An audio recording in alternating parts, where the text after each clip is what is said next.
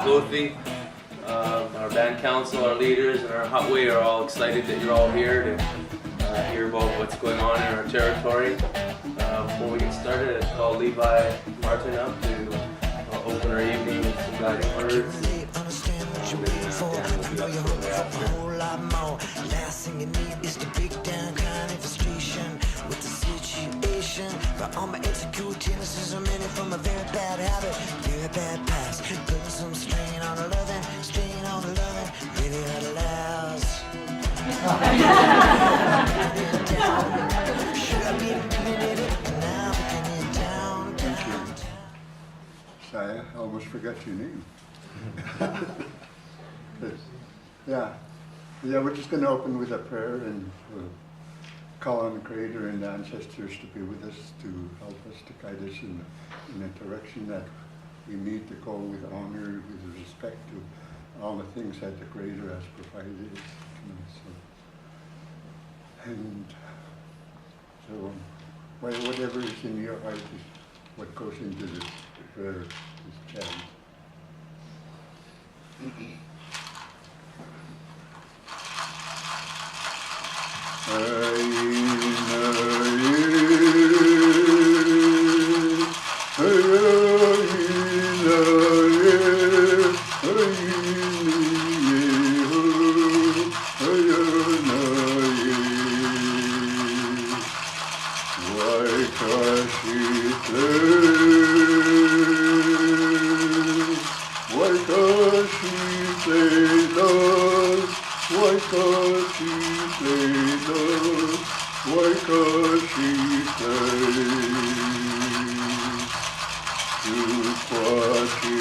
The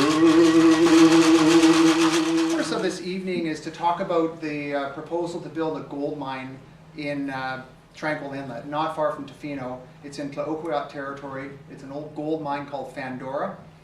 There is a global trend right now for mining companies around the world to go back to old mines and reopen them, because there's not a lot of big ore bodies left on our planet. So they're coming now for the last shreds that were left behind. I think it's very important that we understand what's happening locally so that we can stand united and in opposition. Clayoquot do not want this mine in their territories. I'm sure Sai will probably mention that. And I think it's really important that we understand what's happening so that we can work together to make sure that this never ever happens. I'd like to introduce Sai Masu. Thank you.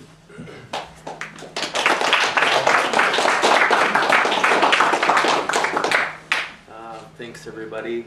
I have a lot of information to get out in the next 20 minutes here. This is Tofino here. There's a Pitsit there. I don't know, there's a fish hatchery here where we bring fish by buckets up to these rivers to currently rehabilitate them. This is Tranquil and Tofino Creek.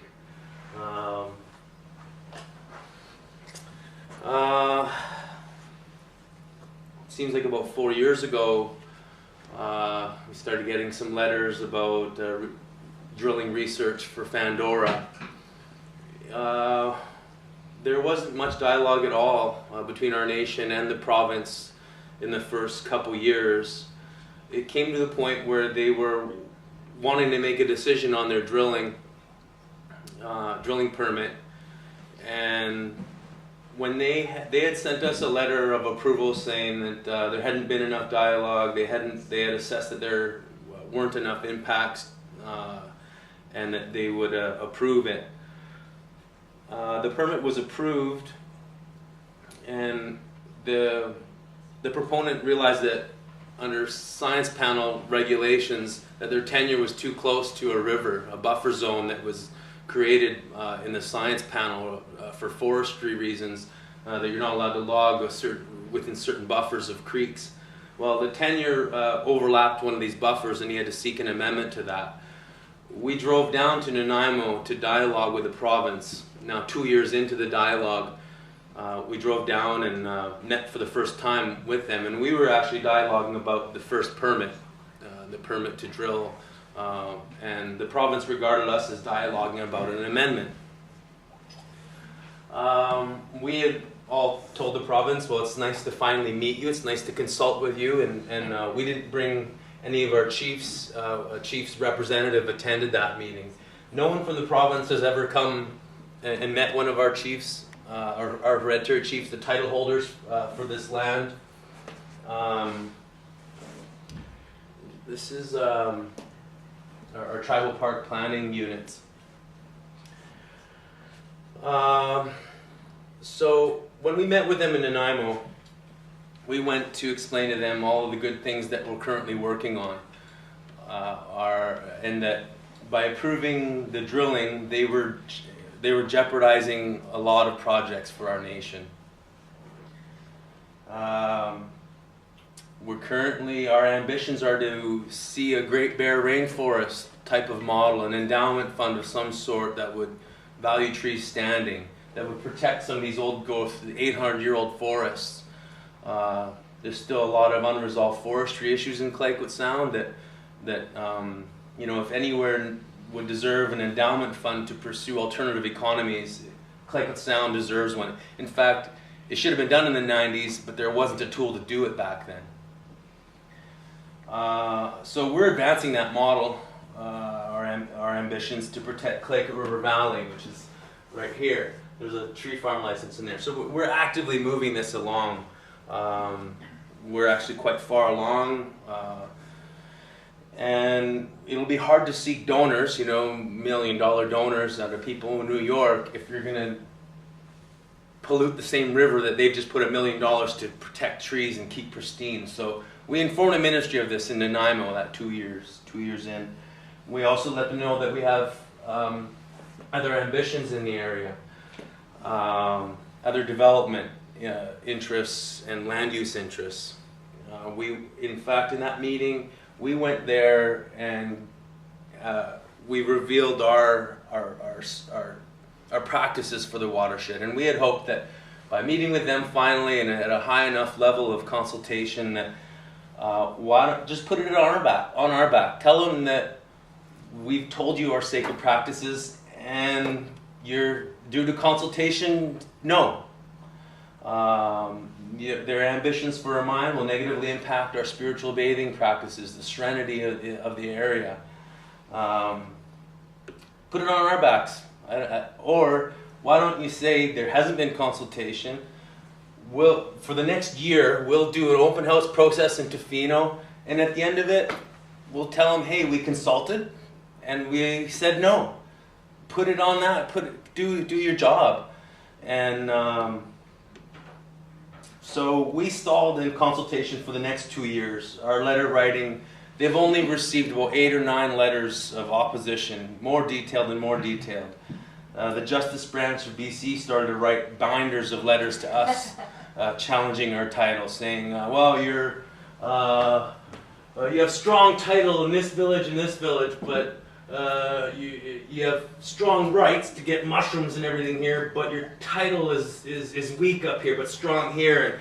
And so we said, and they said, you're so many kilometers away from this strong title. Well, we said, we spent years explaining our Aboriginal title to Mears Island, and this is only 8 kilometers from Mears Island, where they provided not a stitch of evidence of how they have title to Mears Island. And now only 8 kilometers away, they think they have the title enough to approve a permit. The dialogue deteriorated, letter after letter. So we went about a year. In that time, we were stalling on letter writing. We got some donations for a legal team to help us correspond. Patrick Canning has been a great help, and our funders.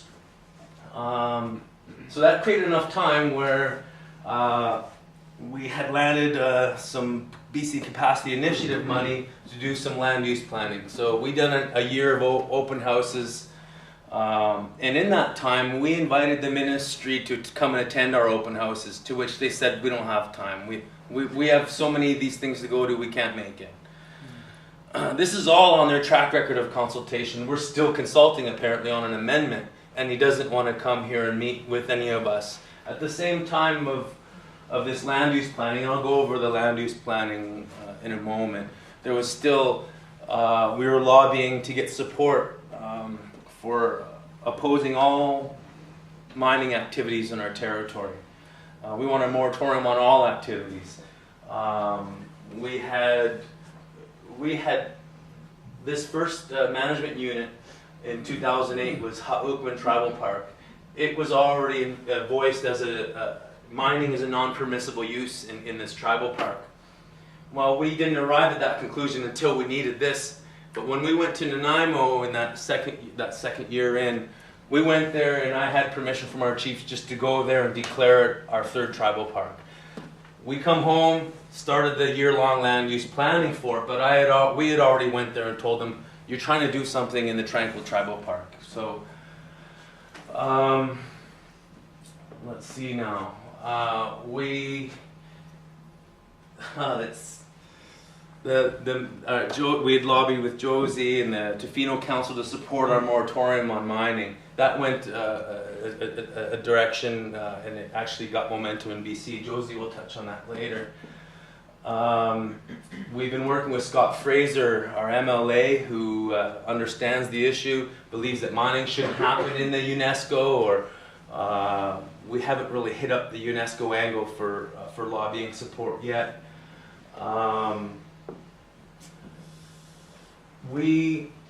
In November, so we're getting letters saying, hey, this is our 10th letter, we need to make a decision by August. And we're saying, well, please, if you're going to make a decision by August, you're the one that's saying you want to have a decision by August, please come and meet clayoquot, come and meet our council or our chiefs. He says, oh great, well we'll talk to our assistant, we'll set up a meeting for November. Well, we understood that he was going to meet with us prior to making a decision. He tells us we're having a meeting and issues the decision, and then he gets on the radio and says, oh, it's an administrative decision, we're willing to meet with clayoquot whenever we're able to. I drive down to Victoria with the Chamber of Commerce rep, Gord, myself, our ECDev officer, Jamie Bassett, and Scott Fraser sat in on the meeting at the legislature, and we met with Minister Bennett. Because while I was angered that he approved it, I couldn't pass up the opportunity to meet with this person and share our land use plan, share all the momentum we have on our conservation option. The conservation model for Clayoquot Sound has really moved along and is in real jeopardy of mining activities, kind of derailing our land use plan visions. But we also have just not on this one. So in our year-long land use planning, we've developed a land use plan. So a different map focusing on this one would have paths where bear watching currently goes. It'll probably, I think it would have our cultural management areas for our lakes, cultural management areas at the river mouths.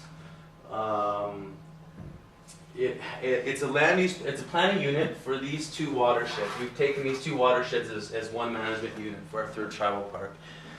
It also has, so we have Canoe Creek Hydro over here, and we're doing our second one, Ha'uksuk Hydro, and our ambitions are to have one at our reserve at Winchy. And those are, it's like a river probably this wide up at the top of the mountain, put into a pipe, and at the bottom of the mountain, it makes electricity and is put back, and we making electricity off this tributary and then putting the water back into the Kennedy. And it's these projects are above fish habitat. If another company had built these projects, they'd build a logging road up the mountain and take every tree on the way up. There's plenty of these on our Canoe Creek project. The road meanders through, and there's old growth trees left on the road. It's a billy goat of a trail, and the pipe is buried in the ground as much as possible. And our ambitions for Canoe Creek is to have, we've already put the electrical hookups for a sockeye hatchery. But now we're working with the Salmon Roundtable to get all the science and the business case for that. But I'm speaking that this is part of a land use plan and trying to educate you about what run-of-river projects are, because there's, that's a $15 million investment. We have our second one and our third one. We're able to achieve the financing. They're a land use plan that doesn't negatively impact other uses or interests. The areas the water is still clean and intact, and the area is still serene enough, and there's water still flowing in the creeks for our bathing areas. So if you have the water at the top of the mountain, everything that's raining below at the intake is still making its way into the creek. Plus, we still are required to keep water flowing over the pipe all the time. So it's trying to explain that, because in Tranquil Tribal Park, we probably have a couple $100 million of investment that we're getting ready to get off the shelf. And I mentioned earlier that we currently bring fish in buckets to here, that we would rather have a hatchery there. And now our people are going out to work at a generator station, go check on the hatchery. Our eyes are out in our homeland as we once were more often. We have a land use plan that sees our people out there active, catering also to the bear watching, the ecotourism, and the fishing. Fish stocks. We have a recently won court victory for the right to fish and sell, and that's I guess that would be one of our final updates, is that now we're going to send another letter. Now we're past letter writing in a way, but we just had this court case that we're now going to say, hey, well, we also think that your land use interests, you can't open a mine and not negatively impact a recently won Supreme Court victory to fish and sell. And we have a land use plan. So we shared this with Minister Bennett, and I had probably about an hour and 15 of his time in the legislature with Scott Fraser and our group, and that was almost unheard of. We're usually allowed 15-20 minutes with the minister, and we went over the extreme lack of consultation. Minister Bennett he paraphrased the issues at the end. He says that he's the minister of mines. I'm not your champion. I'm not your guy. I'm the minister of mines. But he says, but what I will do is talk to my staff, and 2, I'll talk to the company, because apparently they think they can open this mine. Because they're not speculators, this company. They're not trying to get their name in the newspaper and get their stock up and sell it for 15% more, which is what often companies do. These people are into active mines. We got to do better. We all got to do better. And it can't be just, I know we're not alone. You're all here. I just want you all educated about it.